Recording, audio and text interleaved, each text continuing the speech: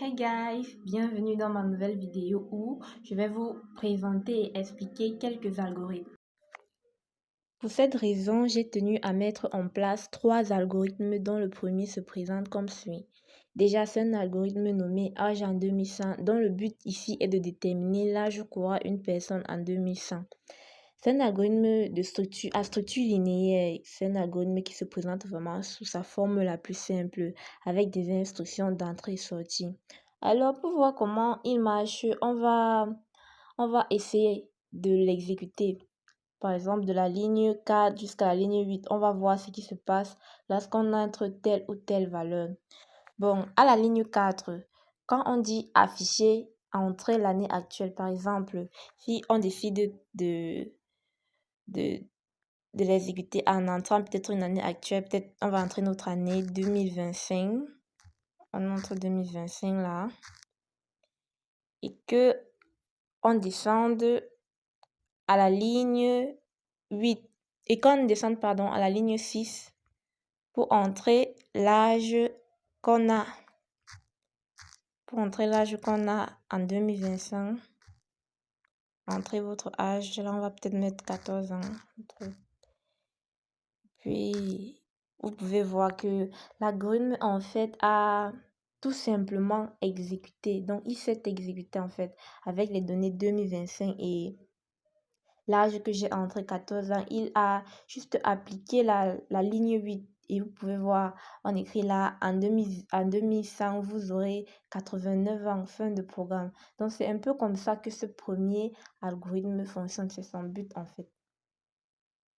Pour le second algorithme nommé température, ce qu'on veut ici, c'est déterminer l'état de l'eau en fonction de la température.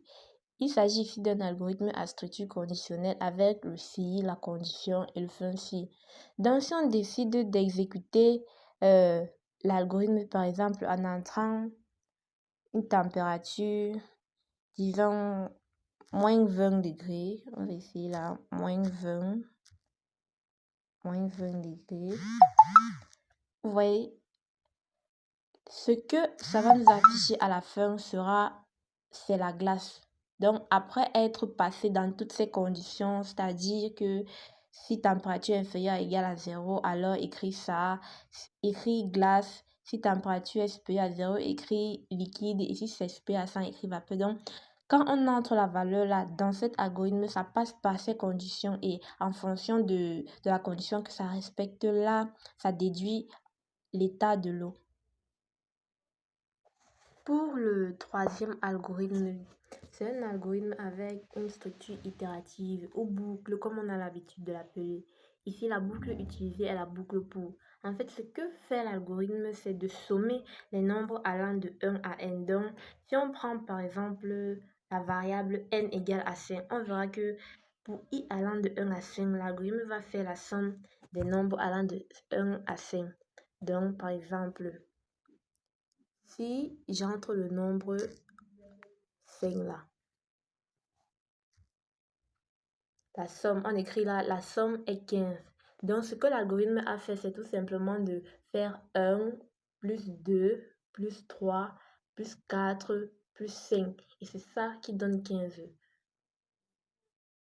Voilà, nous sommes arrivés au thème de notre vidéo où je vous ai présenté les algorithmes, je vous ai expliqué à quoi ils servaient et nous avons vu que les algorithmes peuvent se présenter en fonction des structures linéaires, conditionnelles ou itératives. Donc, et elles ont plusieurs buts. Elles peuvent résoudre de nombreux problèmes. Et j'espère que cette vidéo vous a été utile et je vous invite à vous abonner et à liker. Ciao!